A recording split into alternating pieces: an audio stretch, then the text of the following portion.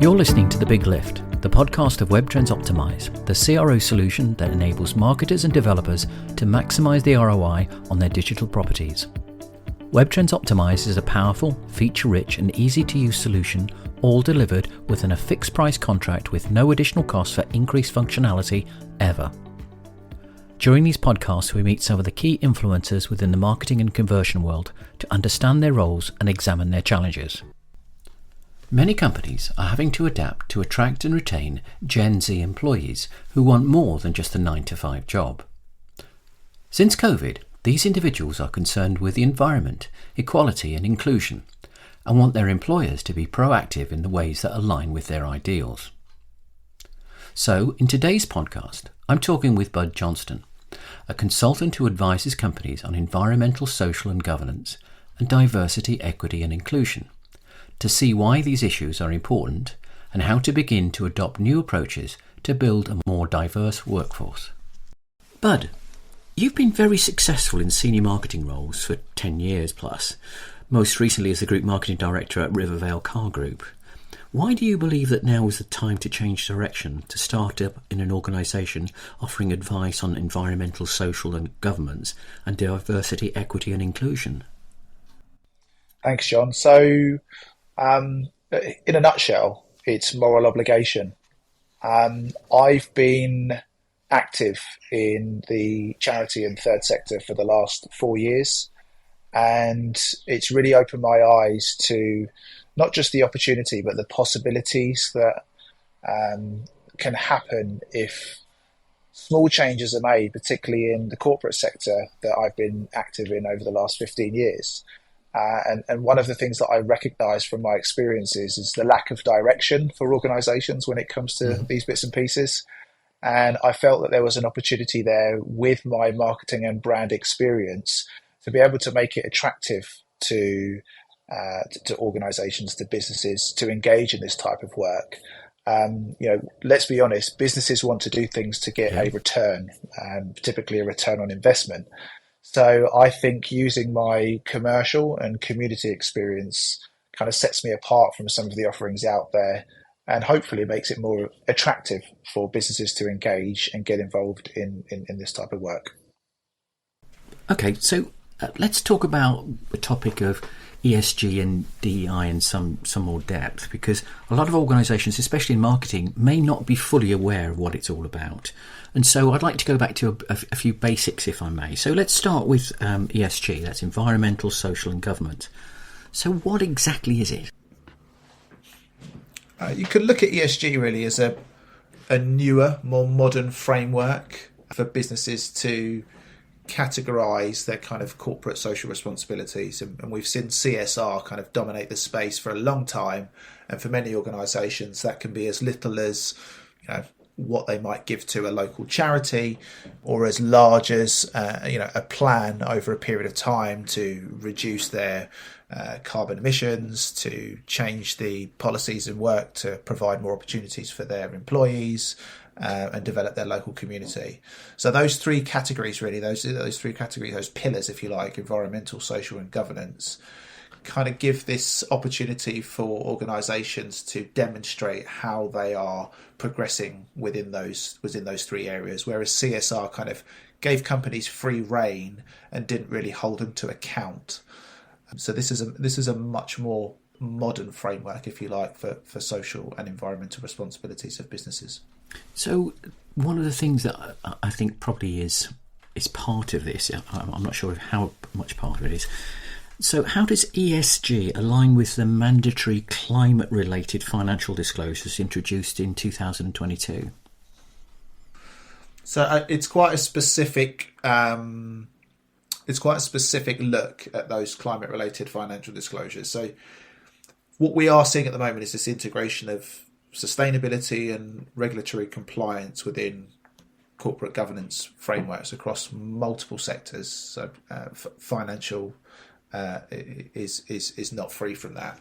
These disclosures require companies to provide very detailed information on how they are dealing with risk, dealing with climate-related risks, and how those impacts are affecting their customers and what they're doing to mitigate it. And it's these types of requirements that organizations are now understanding and waking up to. And it's these disclosures that help to set benchmarks, to help the sector and industries that they operate in create a kind of, okay, this is where we expect everybody to be, and kind of create this level playing field and a bigger, wider plan for everyone to kind of work towards on these climate related challenges. So it's not something that's pigeonholed to just the financial industry. We're seeing very, very similar frameworks introduced across multiple sectors at the moment. Is it mandatory that every limited company, for instance, reports on these, or is it just for the bigger organisations? So it's interesting that you say that, because there isn't anything at the moment that's mandatory for limited companies. However, in April this year, the Corporate Sustainability Due Diligence Directive was passed by European Parliament. Now, I'll explain a little bit about what that is. I like to use GDPR as a similar example. So actually this time 6 years ago, most businesses were flapping around trying to get their... Yeah, I was one of them. Yeah. So trying to get their data into the correct formats and changing marketing preferences and all the rest of it. The CSDDD is a great example now of how businesses are going to be asked to get their social and environmental bits and pieces into order. And it's very, very similar, again, to GDPR. It's going to target at first those businesses that are larger. So from my understanding, that's businesses over 1,000 employees or with an annual turnover of, I think it's 450 million euros. So it's sort of targeting those big companies first and holding them to account to have something in place. And that will then filter down. So where it gets interesting for other limited companies is, if you're a supplier or if you work with one of those larger companies, they are now going to have to ask you to adhere to those same practices and policies as someone within their supply chain to be able to continue to do business together. So it is going to filter down in time, but it's definitely targeting larger organisations first.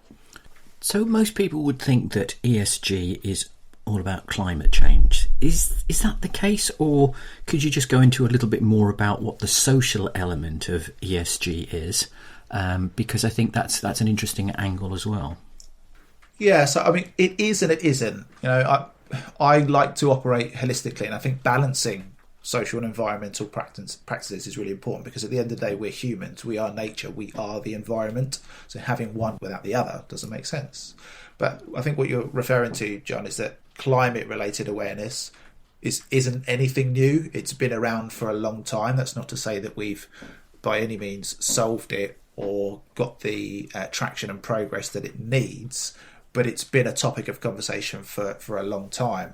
It was something I alluded to earlier on. I think what we've seen since 2020 is we're in an era of heightened awareness around social responsibilities. And off the back of the pandemic globally, we've kind of renewed our social conscience, if you like.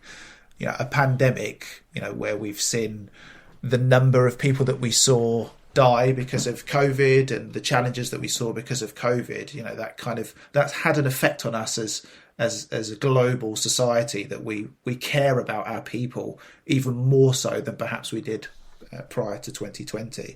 So it's certainly not all about climate, but it's an interconnected set of responsibilities and pillars. And the social one really does expand quite dramatically once you start looking at what's covered under the pillar of social. Could you give me a couple of examples, perhaps? Yeah, I mean, so if we take the pillar of social, diversity, equity and inclusivity, or equality, diversity and inclusivity, depending on which framework an organisation may be currently using, is a great example of how within the social pillar there's a big expansion, right? So then we start talking about diversity and the challenges and responsibilities that organisations have to improve in those areas. We then talk about inclusivity. And there's kind of this challenge at the moment where some organisations are happy and still relying on equality as kind of evidence of their progress in this space, But equity is probably a much better way now to start looking at what organisations should and could do to be better for people under that social pillar. But there's me as a if you like, somebody that's relatively new into this. We're talking about ESG, which is environmental, social and governance. And the other thing we're going to talk about in a bit more depth a little bit is the DEI, the diversity, equity and inclusion.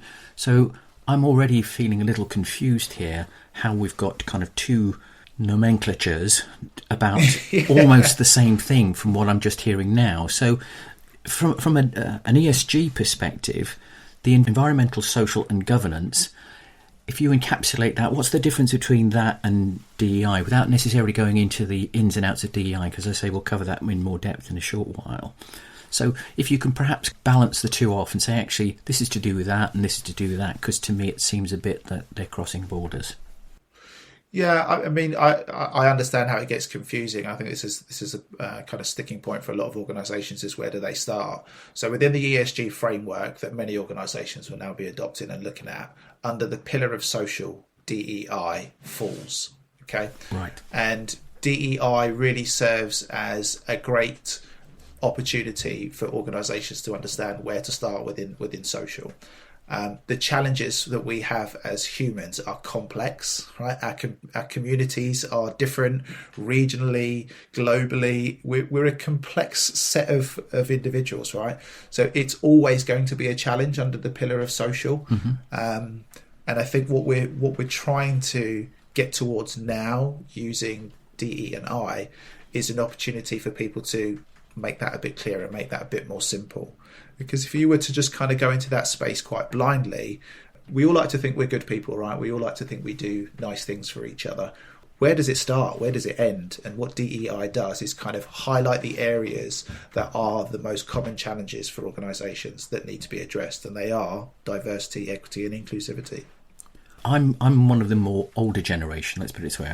I'm semi-retired at the moment. So from that perspective, I'm saying is this actually being driven by millennials? I've got 6 kids, so one of them falls into the millennium group. I'm just wondering, is it something that's a result of millennials and their ability to care more, I think, from the general responsibility of people? Now, I don't mean that negatively on anybody else, but it seems to be front and centre of their minds, as opposed to older generations, which actually, yeah, they care, but they're not actually open and upfront, and that's not the forefront of their kind of conversation, which I think is more so from millennials in my experience. Yeah, it's an interesting point. So my answer would be yes and no.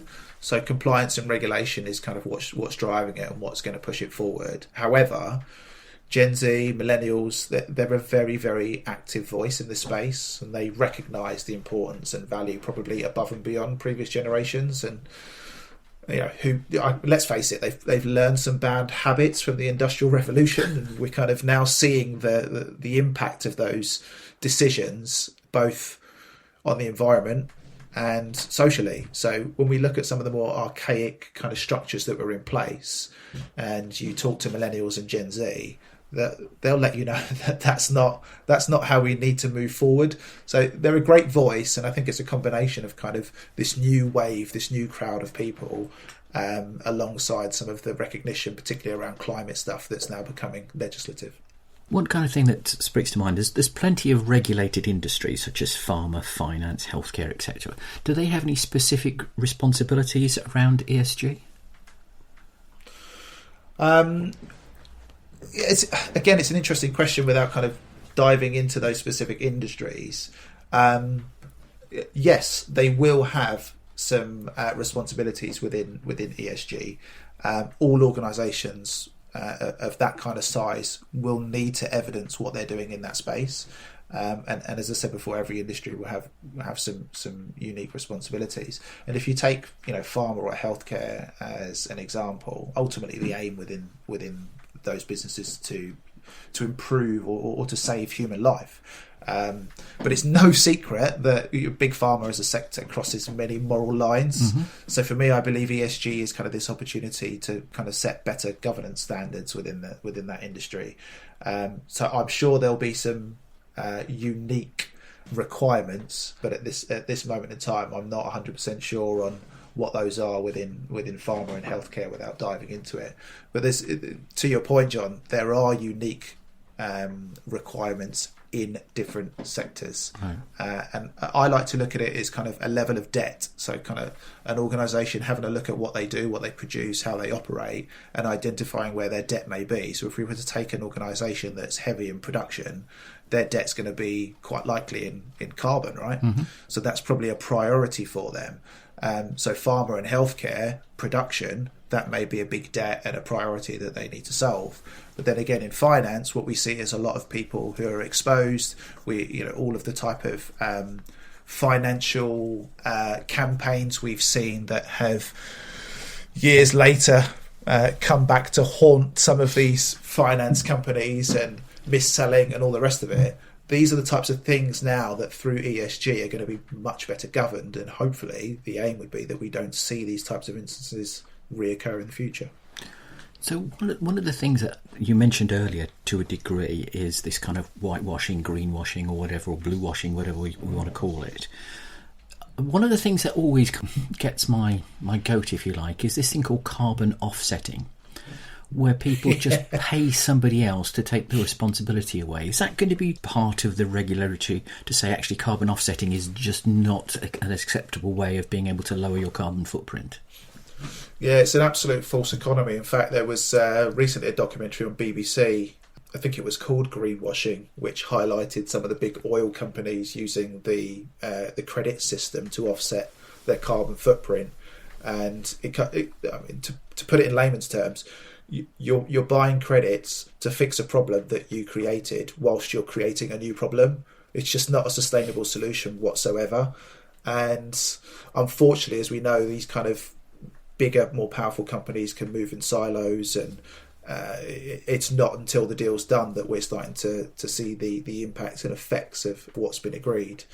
So again, it's another example of where, with a bit more pressure, a bit more of that voice from the Millennials and Gen Z, I think we'll start to see some more standardisation across those types of industries. One of the things that I've always learnt in my career as being in sales and in marketing is that if it can't be measured, then it can't be seen as a success. So how can organisations measure their effectiveness of their ESG? So the good news is there is a variety of different frameworks out there at the moment and different platforms, right? So there's a lot of opportunity for organisations to pick something that resonates and suits their particular business. There is the Global Reporting Initiative, the GRI, and that's for companies to report on ESG, and it also allows them to use a set of standards to kind of disclose their impacts, whether they're positive or negative, and also what they're doing about it. There's ESG ratings that you can adopt within your business, but there isn't kind of one set standard across all industry that businesses are expected to operate by. And it comes back to my point earlier that every vertical is very different, and kind of finding that debt and understanding what that area of debt is creates kind of the priority for these organisations to focus on. Carbon measurement is kind of, it's one of those examples that we're seeing. There's so many different ways and so many different platforms for companies to measure their carbon footprint. To highlight one as being better than the other is kind of not where we want to be. I think it's about choosing the right framework, whether it's B Corp status, whether it's going down some, the route of ISO or whatever it may be.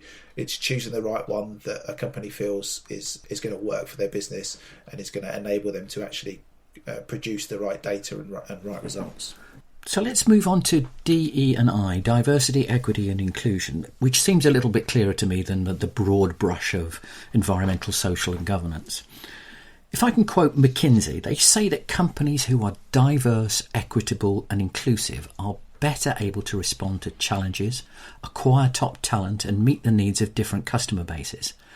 Perhaps you could highlight some examples of that.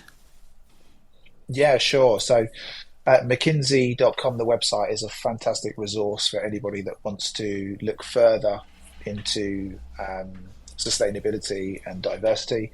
But actually, there's a report on the state of the global workplace by Gallup.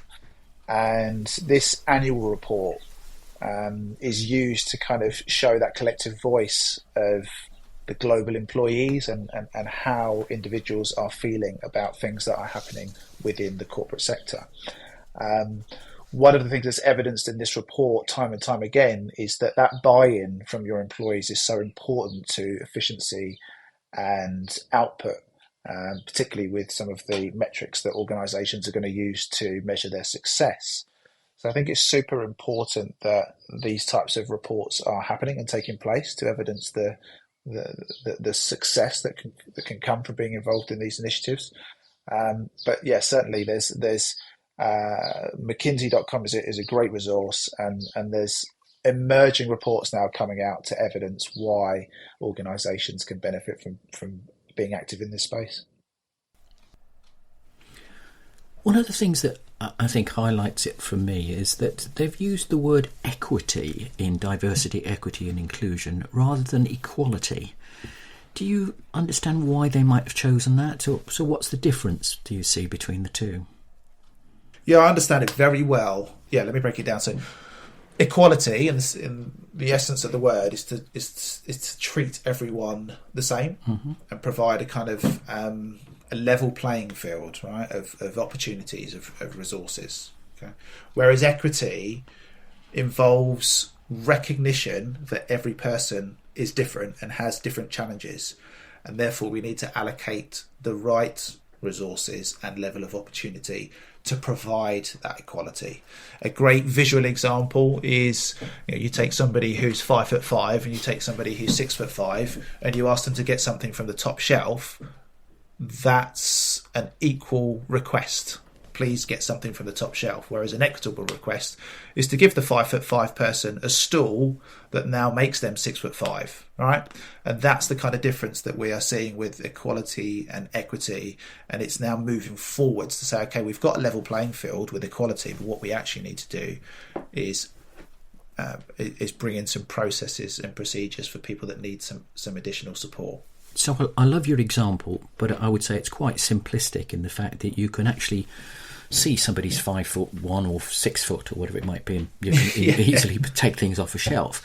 But some of the things that when we talk about equality and equity is to do with the person themselves and how they interact and their ability to do stuff, which isn't necessarily physical.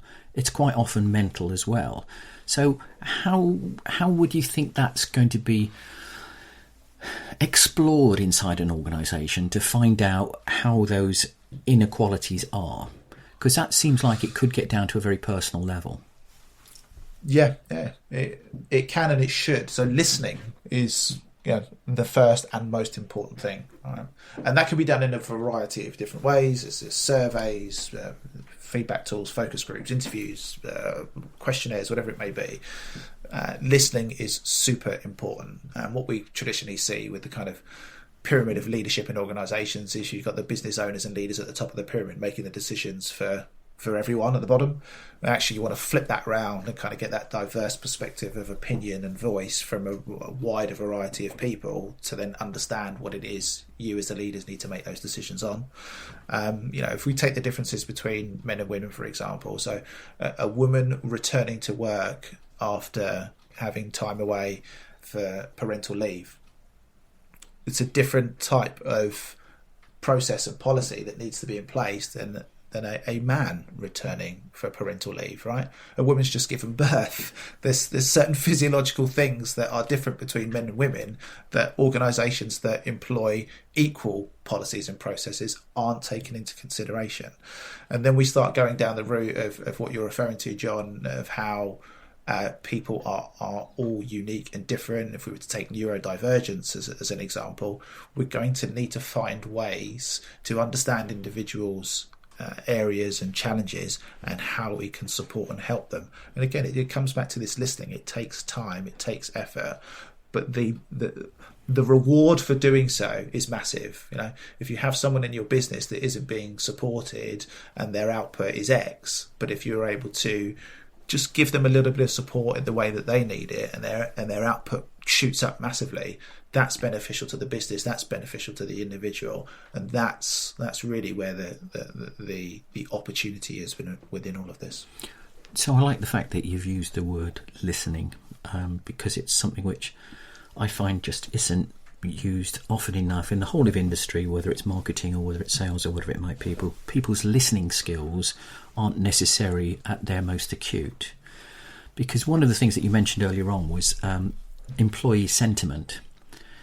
Now, measuring employee sentiment is a very challenging aspect. And I go back to the bit about the whitewashing. You could create a little score, well, how are you, how do you feel, 1 to 10, and you get lots of people saying, actually, we're feeling good, which is an 8 or whatever it might be, or a 10, is it really excellent? You might get 1 or 2. And the report that comes out of that, if you average that all out, is, 75% of our employees are either happy or very happy working in this organisation. They don't tend to talk about the 25%. So it's trying to be able to say, which is part of my next question, is how do you measure and have a measurement which is equal across all organisations to measure the effectiveness of DE&I? Yeah, it's something that really bugs me, and there's a number of platforms out there that are massively successful platforms that businesses adopt to try and capture this employee sentiment. It sort of cringes me out a little bit, really, because they kind of position themselves as like building culture, but it's this technology platform. Where how are you going to build culture if people have never actually been face to face? It's for me, it's about qualitative and quantitative data, not just relying on one.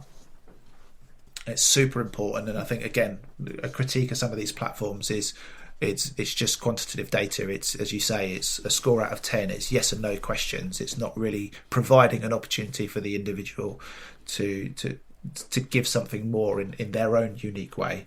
And the other one is anonymity. All right. So if you're an employee in an organisation, there's a level of fear, a level of perhaps distrust, a level of uncertainty with how much you want to share. So anonymity is super important. If you can provide anonymity so that the individual feels empowered and feels comfortable and confident to share exactly how they feel, that's super powerful.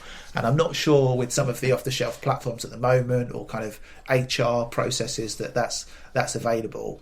And coming back to this point about millennials and Gen Z, that they see through it straight away.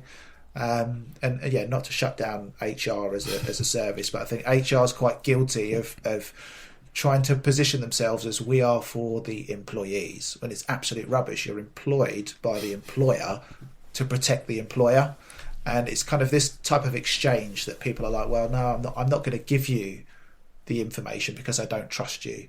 So I think there's some ways that it can be done better, and for me it's that balance between qualitative and quantitative data and having some anonymity where people feel comfortable and empowered to share. It's interesting as something you just said, and I don't want to go down a particular rabbit hole at this point, but you said a few minutes ago that face-to-face is important. With the change in aspect of where you work has become less important over the last 2 to 3 years, do you think DEI should be very much involved in where people work, the importance of being face-to-face? Because from a psychological point of view, I'm sure there is massive negatives in not being face-to-face for at least some, if not the majority of your time with your work colleagues. Yeah, it's a balance, right? So depending on what your role is, what the business is, there's a balance that you need to find, right? And I think hybrid working has kind of it's proven to a lot of organisations that it's effective, and it's provided a better work-life balance for a lot of people, because this idea of being at a desk for 9 o'clock it's absolute madness, because it takes away from people's ability to relax and be social, because they're spending all their time sat in traffic or trying to get in this rat race of being somewhere at 9 o'clock, and they can just do it from home, right? So there's a balance there that is important to maintain. But that balance also means that you need to have some contact with the people you're working with, right? And if I think we don't have that balance and we lose that contact and it's too far between, I think the risk associated with that is a disassociation from the organisation that, okay, I may work for them, but I don't believe in what they're doing and I don't care about what they're doing because I'm here at home or in my office or working from a shared working space, and I'm not really part of it because I'm not physically there. So I think there's this balance between kind of allowing that kind of hybrid and remote working, but also having touch points, and they need to be physical touch points. And again, it's something that McKinsey reports on, this era that we're still in of video call after video call after video call. It's tiring, right? There's a level of energy that's drained from you from being on these video calls that isn't there when you're face to face. There's a different energy, a different vibe about being face to face with someone and being able to share. So people are scared of technology. No one actually knows what's going on with these video calls and if you're being recorded or not. So I think face to face is an important balance that we don't want to lose sight of. Many would say that there's a negative cost if organisations don't implement ESG and DEI. But are there also costs associated with the implementation of those things? Yeah. I mean, look, of course, there's going to be costs, resources required. These things can't be done for free. For me, I'd say it's an investment. It's an investment to future-proof the business. So despite those costs, the longer-term benefits far outweigh that initial investment cost. And if we look at what those benefits could be, should be, reputation is massive for any organisation, and having a reputation that you care is super important. Improvement in your employee engagement. Again, all of the metrics around employee retention, the costs for hiring, recruiting, that is something that every business wants to be better at. Risk management. You look at some of the mistakes that organisations make. How could they be mitigated if they had some of these processes and policies in place? So I think, it is a cost, but the product that you're getting, the service that you're getting, the value you're getting outweighs that cost massively. So I know we mentioned earlier that these kind of ESG, DE and I are very much aimed now at the larger organisations. But how can smaller organisations get to start moving their ideas around this without incurring massive costs?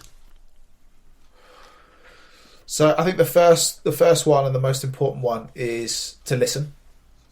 And again, that kind of piece of getting an understanding from a wider perspective of people within your stakeholder group is super important, because that's going to fuel where the direction of what you're doing goes.